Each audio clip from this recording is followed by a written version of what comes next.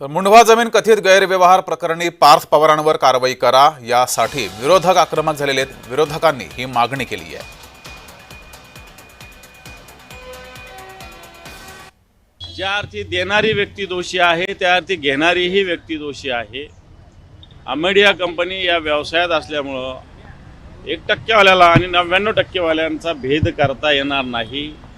99%च्या असा कोणताही कंपनीत असा नाही आहे की 99%च्या संमतीशिवाय 1% वाला काही निर्णय घेऊ शकतो आणि म्हणून याच्यात 100% पार्थ पवार आणि ते पाटील या दोघांना सुद्धा अटक झाली पाहिजे। जमीन विकणारा सरकारी त्याच्यावर कारवाई होते आणि सरकारी जमीन घेणाऱ्यावर कारवाई होत नाही, म्हणून हे तर खूप झालं।